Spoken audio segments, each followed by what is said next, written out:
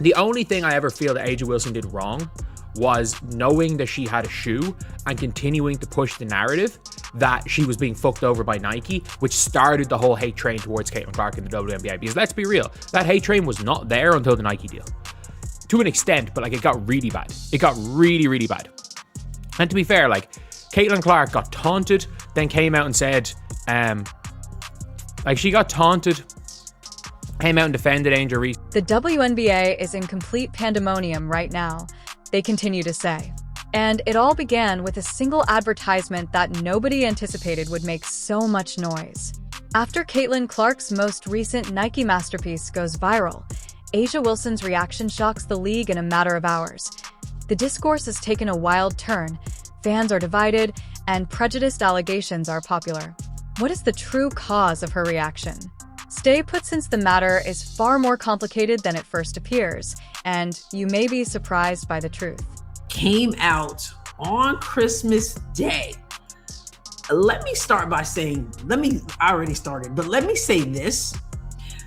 I have heard some people out there say things like, Caitlin Clark doesn't have the motion she used to have. Caitlin Clark isn't really that much of an attraction to people anymore. Just different things like that.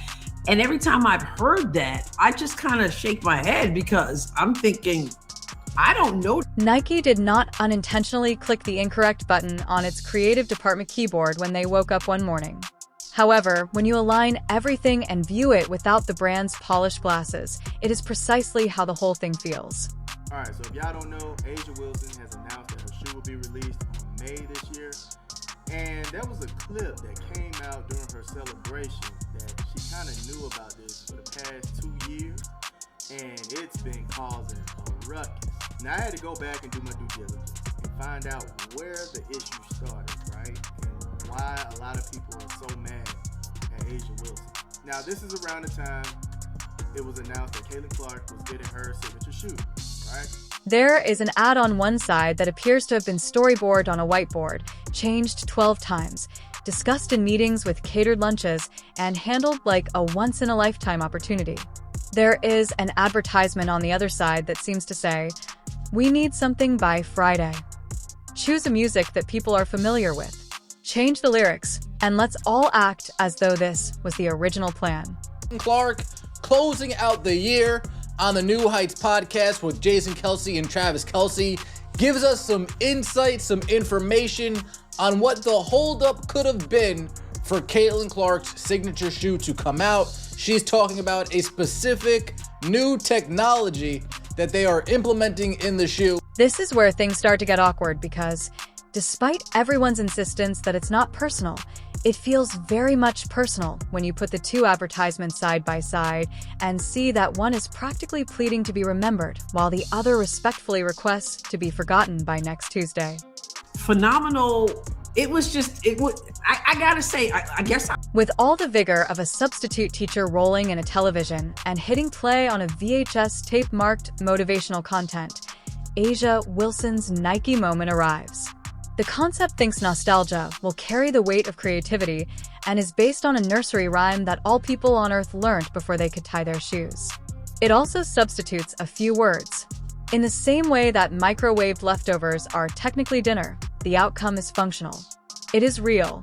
No one can claim that it is unlawful because it fits the slot, yet no one is encouraging their friends to come over and have a look at it. Then Caitlin Clark's commercial appears and takes over the space right away. People are important. Because the jokes are grounded in reality rather than being applied like ornamental stickers, they succeed. 2024, Caitlin Clark's rookie season helped the WNBA hit milestone TV and attendance figures, but Clark's emergence created a toxic, racially divisive narrative that she was almost single-handedly responsible for salvaging the league's foundation when built by mostly black player base. First of all, Caitlin Clark is 90% of the reason why the WNBA is even in a question for a locket right now. Caitlin Clark is the only reason why these players are making $1 million a year. Let's be completely honest. Like, if you guys saw their viewers this year, Caitlin Clark games on ESPN had 3 times the viewers of... Nike is fully aware that there is a noticeable difference in effort. Nike does not inadvertently fall into symbolism while spending millions of dollars. Unless Nike's marketing department has abruptly decided to forget how calendars work, dropping Clark's ad on Christmas Day, precisely 40 years after Michael Jordan's first legendary holiday commercial, is not a coincidence. That date is a bright sign that says, this is not just another athlete with a deal, but a player they believe can anchor an entire era. The story begins to falter at this point because A'ja Wilson is not just a random character who happened to stumble into accidental sponsorship. She is adorned, powerful, and well-liked. And she has the awards and trophies to back it up. She has won MVP, been referred to as the league's face, and received recognition for her excellence and consistency. Attention that sells shirts, packs stadiums, takes over sports discussions, and converts casual spectators into ardent supporters. Nike is not in the business of sentimentality or equity, and they most definitely are not in the business of nostalgia for rankings from the past. They follow momentum, and Clark has enough of it right now to topple furniture. If you was to walk in the Nike store today and it said AJ on there,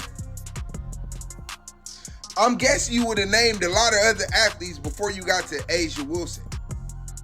Okay?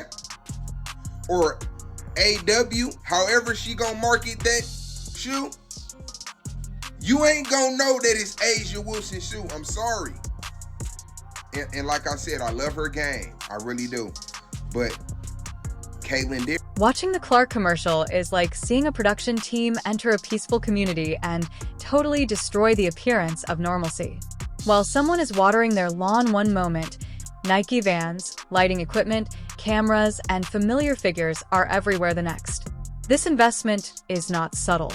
Planning, permits, coordination, and the conviction that the results must justify the effort are all necessary for this type of production. No one closes a residential block out of laziness or apathy.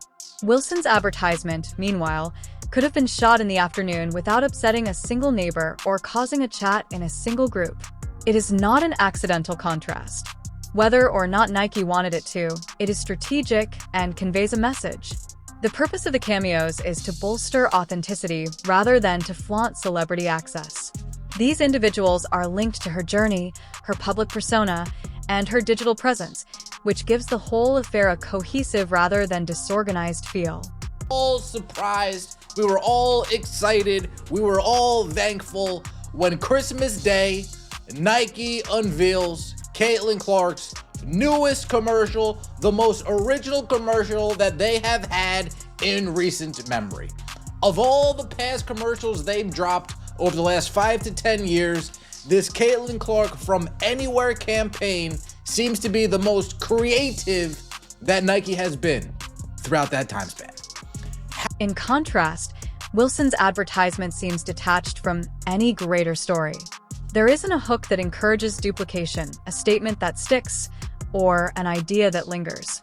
The viewer doesn't feel as though they missed anything significant when it finishes. It just ends.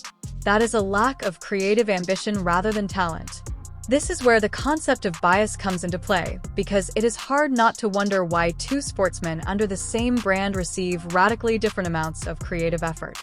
From Nike's point of view, the solution is brutally simple. Clark encourages participation at a level that compels their hand. Wilson, on the other hand, no longer has the same gravitational pull despite her achievements. Nike makes investments where it anticipates a profit, as of right moment. The return estimates are very apparent. Being called the best player does not inevitably make someone the focal point of a marketing plan, and that distinction can be painful, particularly if it is made public on a worldwide scale. The Michael Jordan treatment is not guaranteed by the MVP title, and that fact is terribly clear in this moment. I'm going to start with a statement. A'ja Wilson is insecure. Now, there will be people who will hear that statement and will say, you got to be kidding. A'ja Wilson is the most confident person you've ever met. She lets you know what she can do, what she has done, what she's been a part of building, on and on and on. No way is she. Nike's choice to associate Clark with Jordan's legacy is overtly complimentary.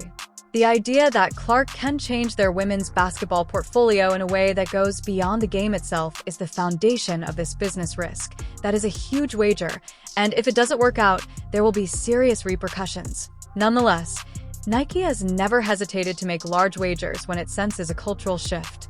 The product itself is the missing component in all of this. It is a self-inflicted wound that verges on comedy to abandon such a potent marketing without a shoe ready to sell. This distinction is important because marketing is more than just a reflection of reality. It molds it.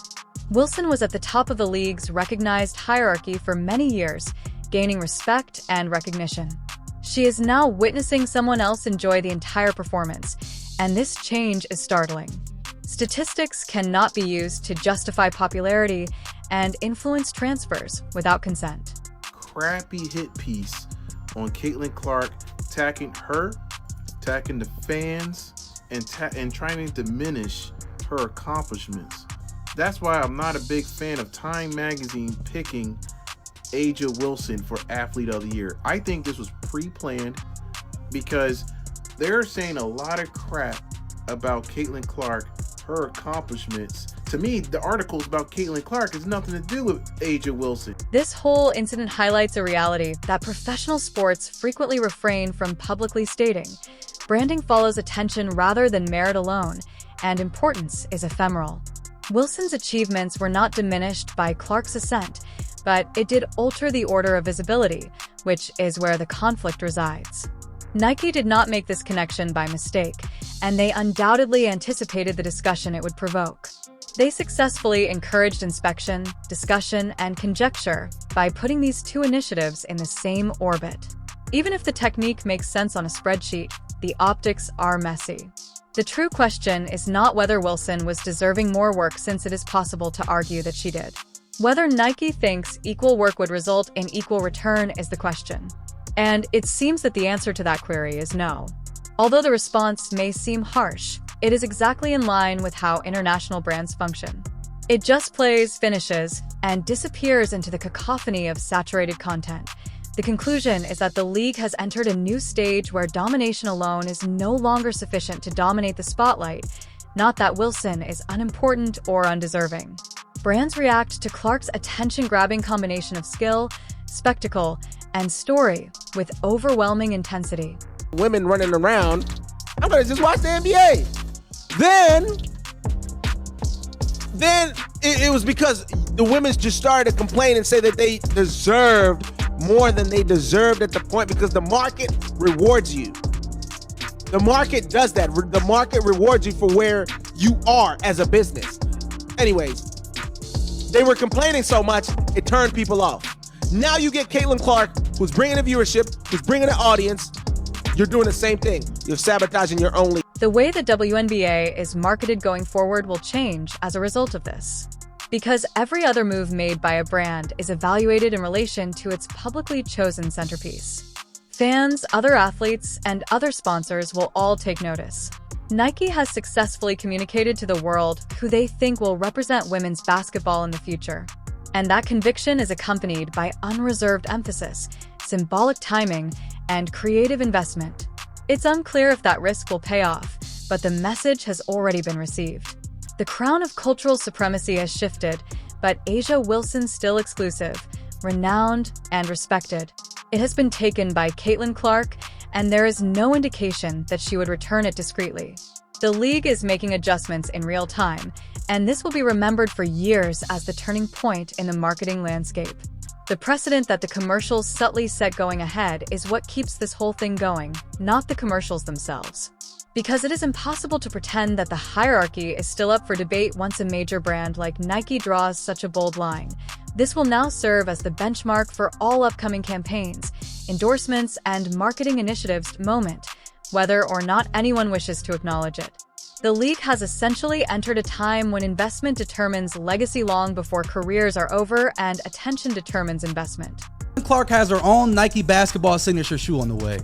And people are pointing out the fact that the 3 active WNBA players who have a Nike basketball shoe at the moment are Breanna Stewart, Caitlin Clark, and Sabrina Ionescu, all of a certain skin color. They're saying Aja Wilson doesn't have one, Candace Parker, Maya Moore, Brittany Griner. They're saying that Caitlin Clark has some type of privilege by how fast she got a Nike basketball signature shoe. Guys, please, let's cut the games. We all knew Caitlin Clark was going to get her own Nike. A'ja Wilson now lives in a peculiar limbo where her market presence no longer draws attention, but her resume still commands respect.